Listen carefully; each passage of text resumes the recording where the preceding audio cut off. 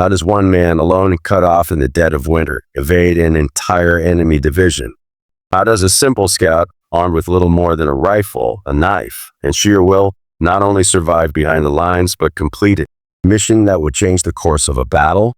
This is not a tale of grand strategy from the war rooms, but a story of desperate, solitary endurance. A story of ice, fear, and unbreakable resolve. We are in the frozen forests of the Ardennes, in the brutal January of 1945. The great German offensive, the Battle of the Bulge, has been blunted, but the fighting is far from over. The Allied push back east is a grinding, costly affair through snow-choked valleys and dense, dark woods. And in this merciless landscape, a single soldier from the 75th Infantry Division, a scout from the 289th Infantry Regiment, would find himself utterly alone. His name was Private First Class Richard Dick Haynes, and for 3 days he would wage his own private war, a journey of survival and observation that would become the stuff of legend. This is how a scout was trapped behind the lines, and how his 3-day journey made history. To understand the magnitude of Dick Haynes' ordeal, we must first understand the situation. By January 13, 1945, the 75th Infantry Division, newly committed to combat during the Bulge, was engaged in the painful reduction of the German salient. Their sector was the heavily wooded, rugged terrain near the Belgian towns of Grandmesnil and Arizy. The enemy was the battle-hardened 2nd SS Panzer Division, Doesreich, a unit known for its ferocity and skill, now fighting a desperate defensive action. The 289th Infantry Regiment was tasked with advancing eastward, but the German lines were not a clear, contiguous front. Instead, they were a series of strong points, machine gun nests, and roving patrols nestled in the dense fir forests and deep ravines. The weather was a weapon in itself. Temperatures hovered just above 0 degrees Fahrenheit, with over a foot of crusted snow on the ground and a perpetual, gray overcast sky that seemed to press down on the men. Private First Class Richard Haynes was a scout or reconnaissance soldier in the regiment's intelligence and reconnaissance platoon. At just 19 years old, the boy from Ohio had already seen more than his share of horror in the weeks since the Bulge began. His job was to be the eyes and ears of the regiment, to move quietly ahead of the main line of companies, to identify enemy positions, strengths, and avenues of approach. He carried an M1 Garand, 45 caliber pistol, a trench knife, and a few precious grenades. His gear included a wool uniform beneath his overcoat, but like many frontline soldiers, he lacked proper white snow camouflage, making him a stark, dark silhouette against the snow. On the morning of January 14th, Haynes and a fellow scout, Private Leo Gionate, were given a critical mission. Reports indicated a possible German flanking movement through a draw known as the Foss Woods. Their orders were straightforward but perilous. Probe forward, determine if the draw was clear for the regiment's advance, and report back. No engagement, just observation. It was the kind of mission scouts performed daily. But on this day, in this frozen wood, the routine would become a nightmare. The two scouts moved out from the American lines at 0830 hours. The world was unnervingly quiet, save for the crunch of their boots breaking through the icy crust of snow and the distant, muted thump of artillery to the north. The Foss Woods were a tangle of young firs and leafless hardwoods, the branches weighed down with snow. Visibility was rarely more than 50 yards. Haynes took the lead, moving from tree to tree with the cautious, deliberate pace drilled into him. Gionate followed several yards behind, covering their rear. For an hour, they saw nothing but the endless, silent white and green. The tension was a physical thing, a tightness in the chest. Every shadow was a potential sniper, every dip in the terrain a possible machine gun nest. Then, at approximately 0945 hours, Haynes froze. He raised a clenched fist, the signal to halt. Through a gap in the trees, less than 100 yards ahead, he saw movement. Not just a patrol, but a column of infantry, gray-green uniforms against the snow. Germans, Fallschirmjäger, German paratroopers, identifiable by their distinctive helmet covers and smocks, moving with purpose perpendicular to the scouts' path. They were not just a squad.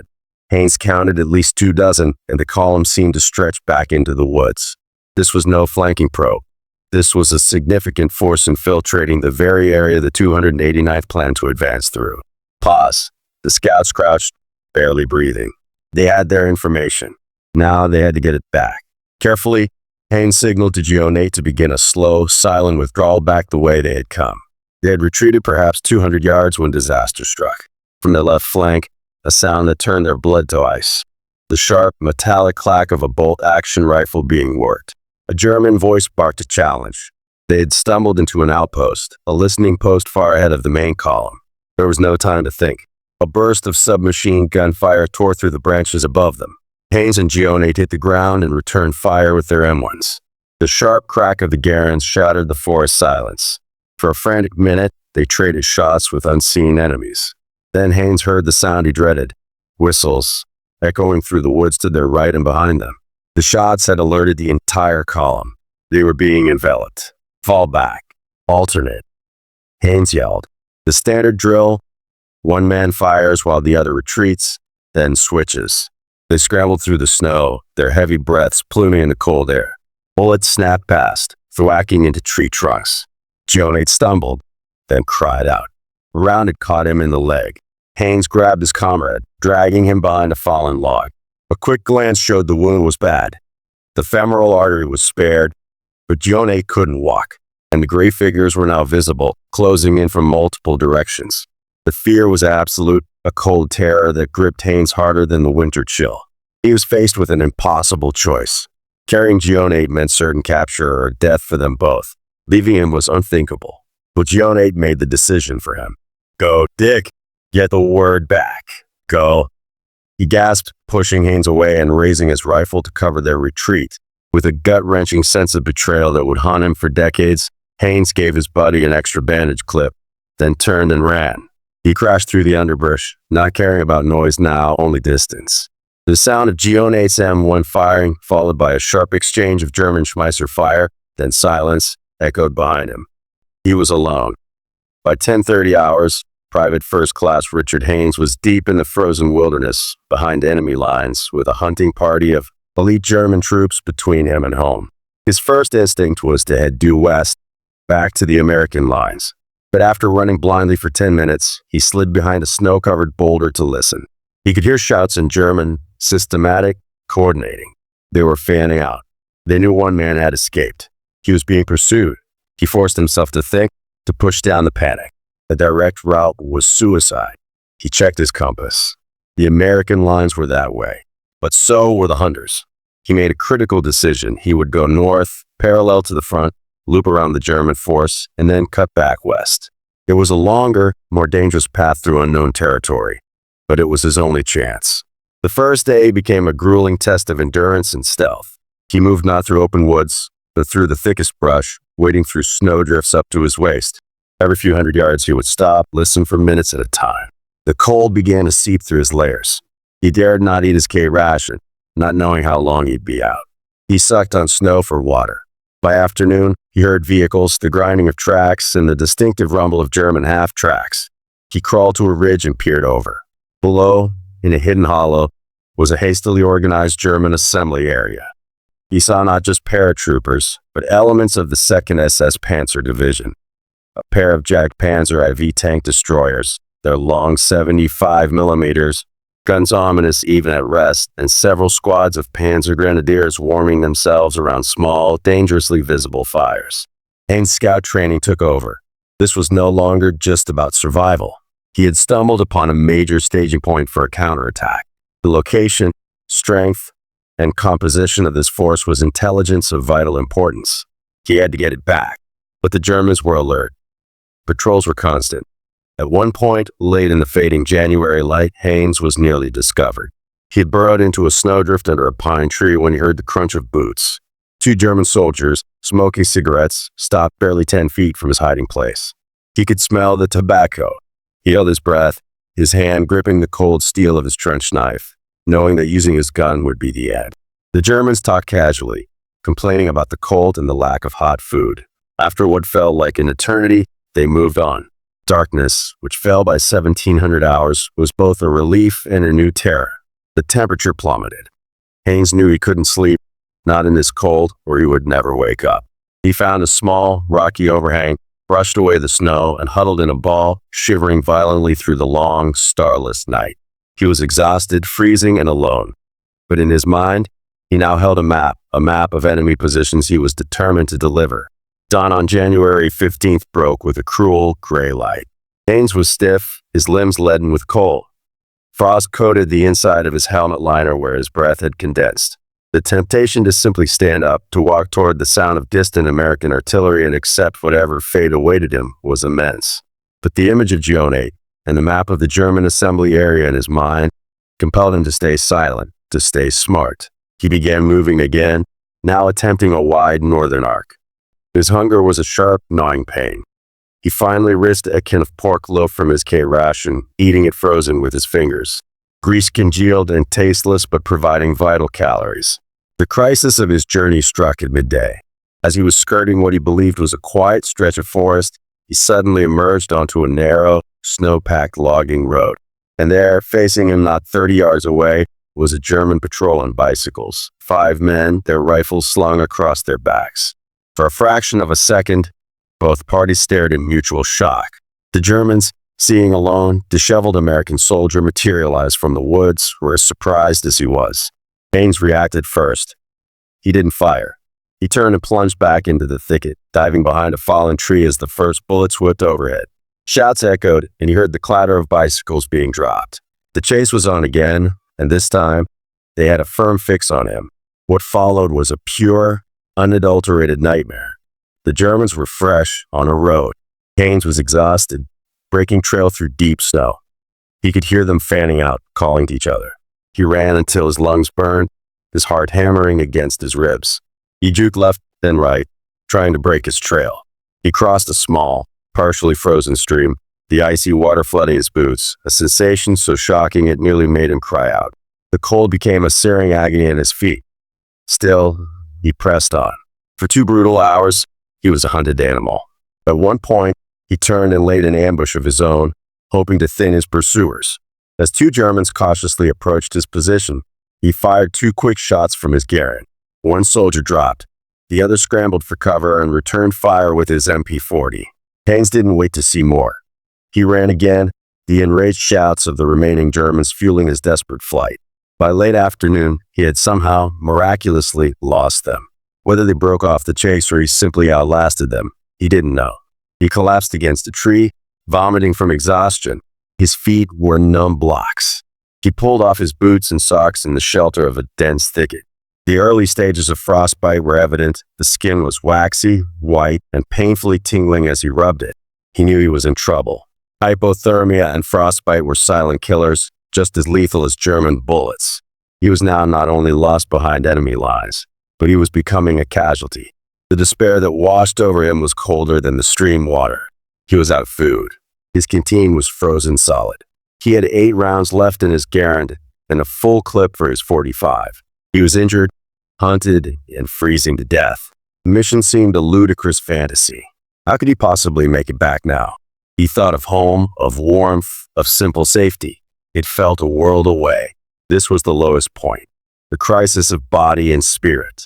Here, in the silent, frozen woods, Private First Class Richard Haynes faced the very real possibility that he would simply disappear, his fate unknown, his body lost to the snow and the wolves. But it was in this moment of utter desolation that his training and a deep, stubborn spark of defiance flared back to life. He was a scout. He had a job to do. Gionate had sacrificed for that job. He would not let it be for nothing. With trembling, painful hands, he forced his damp socks and frozen boots back on. He would keep moving. Movement was life. Using the last of the daylight, he navigated by the dull glow of the cloud-covered sun. He knew he had to find shelter for the night, or he would die. As dusk settled, he spotted a small, dilapidated charcoal burner's hut, half collapsed but with one corner relatively intact. It was a terrible risk. It could be a German post, a trap, or booby-trapped. But it was his only option. He approached with agonizing slowness, his .45 drawn. The hut was empty, long abandoned. Inside, he found a pile of old, moldy burlap sacks. It was hardly insulation, but it was something. He burrowed into the corner, pulling the sacks over him like a foul-smelling blanket. He dared not light a fire. He spent the second night in a state of fitful, shivering half-sleep, his mind drifting, his body racked with tremors. The line between determination and delirium began to blur. The morning of January 16th, the 3rd day dawned. Haynes was in a dire physical state. His feet were swollen and throbbing. Every joint ached. But his mind was clear on one objective. He had to get his intelligence across the lines. He could no longer afford a wide detour. Time and his body were against him. He made the heroic, desperate decision that would define his journey. He would go through the German front lines, not around them. He would find the thinnest point, the seam between units, and he would sprint for it. It was a plan born of sheer desperation, a virtual suicide run. But it was his only remaining option. He oriented himself by the consistent rumble of American artillery, now to the southwest. He moved with a new, painful purpose, no longer trying solely to avoid contact, but to reconnoiter the enemy's forward positions. He was a scout on a final mission. For hours, he crawled and low-walked, observing. He identified 2 machine gun nests, their crews huddled around small stoves. He noted a communications line running along the ground from a forward observation post back to a command dugout. He mapped it all in his head. By early afternoon, he found what he was looking for. A stretch of relatively open ground, about 300 yards wide, between 2 wooded knolls that each held a German strongpoint. It was covered in scrub and low, snow-covered brush. A killing ground, but it was also the most direct path. The German positions were perhaps 400 yards apart. Their fields of fire would overlap, but there might be a dead zone in the very center. He waited, watching the patterns. He saw a relief crew change at one nest at 14:30 hours. He saw the smoke from their stoves. They were settled, complacent. They were not expecting an American to come from behind them. Haynes prepared himself. He checked his weapons one last time. He left his pack, his empty ration cans, everything that would slow him down. He kept his Garand, his .45, his knife, and his compass. He filled his pockets with snow to suck on for moisture. He said a silent prayer, thinking of Gione. This was it. At 15:15 hours, as the already wan light began to fade, he made his move. He burst from his cover and ran. Not a crouching jog, but a full, headlong, desperate sprint. He powered through the snow, his injured feet screaming in protest, his breath coming in ragged, burning gasps. For the first 50 yards, nothing. Then a shout in German from the knoll to his left. A shot rang out, a single rifle round that went wide. The alarm had been raised. Pause. Now a machine gun opened up, the MG-42 with unmistakable ripping sound, like tearing canvas. The gunner was aiming at where Haynes had been, not where he was going. Tracers zipped through the gloom behind him. More shouts, and now fire from the right flank, a rifle squad adding its weight. Bullets kicked up snow around him, whipped past his ears. He ran in a zigzag pattern, his lungs on fire. 100 yards. He could see the tree line ahead, the promise of cover. 150. A searing hot pain grazed his thigh, a piece of shrapnel or a near miss. He stumbled but didn't fall. 200 yards. The entire German line seemed to be awake now, pouring fire into the flat. But in their confusion, some of their fire was crossing, Germans potentially firing at Germans on the opposite knoll. This momentary hesitation and misdirection was the sliver of chance Haynes needed. With a final, agonizing burst of speed, he covered the last 50 yards and dove headfirst into the sanctuary of the trees on the American side of the line. He lay there, gasping, waiting for the impacts. But none came. The Germans, not wanting to reveal their exact positions with muzzle flashes in the gathering dark, and perhaps believing they had killed him, ceased fire. He was through. But he wasn't safe. He was now in no man's land, and the American lines were still ahead. Weak, bleeding, and near collapse, he began to crawl. He used his whistle, the universal American signal for a friendly returning from patrol. 3 short bursts. He blew it until his lips were numb. Finally, a challenging call from a foxhole Ed. Halt. Who goes there? Haynes, his voice a cracked whisper, shouted his name, rank, and regiment. I'm a scout from the 289th. Don't shoot. A cautious squad from Company B, 289th Infantry, weapons trained on him, pulled him into their position. He was a ghost returned from the dead, filthy, frostbitten, bleeding, and half-frozen. But he was alive, and he had a vital report to give. The immediate aftermath was a blur of medical aid, hot coffee, and a desperate debriefing with his platoon leader and company commander. Through chattering teeth and overwhelming fatigue, Haynes delivered a crystal-clear report. The paratrooper column in the Foss Woods, the strength and location of the 2nd S. S Panzer assembly area with tank destroyers, the machine gun nests, the communication lines, the patrol patterns. It was a masterclass in frontline reconnaissance. Most crucially, he pinpointed the assembly area. Regiment acted swiftly. That night, American artillery, guided by Haines' coordinates, laid down a devastating barrage on the hollow. Post-battle assessments and later records would confirm the destruction of one Jagdpanzer IV, several support vehicles, and the disruption of a planned local counterattack, causing significant German casualties and delaying their defensive preparations. Private First Class Richard Haines was evacuated to a field hospital for treatment of frostbite and his leg wound. He would recover, though the damage to his feet would linger. His fellow scout, Private Leo Gionate, was listed as missing in action. It was later confirmed through investigations that Gionate had been captured after his stand and survived the war as a POW. Haines carried the guilt of leaving him for the rest of his life, though he knew militarily it was the only choice. For his conspicuous gallantry and intrepidity at the risk of his life above and beyond the call of duty, Richard Haines was recommended for the Distinguished Service Cross, the nation's second highest award for valor. The citation meticulously detailed his three-day ordeal, his evasion, his continued reconnaissance under extreme duress, and the vital intelligence he brought back. His actions provided his regiment with a critical understanding of the enemy's dispositions, allowing them to adjust their attack and avoid a potentially disastrous engagement in the Foss Woods. More than that, his story became a legend within the 75th Division, a tangible example of the difference one determined soldier could make. It was a story of the human spirit triumphing over isolation, the elements, and a relentless enemy. Haines' journey underscored the immense value of the humble scout, the man who moves in silence and sees everything. His 3 days behind the lines were a microcosm of the war's individual struggles, a blend of terror, duty, suffering, and an unyielding will to complete the mission.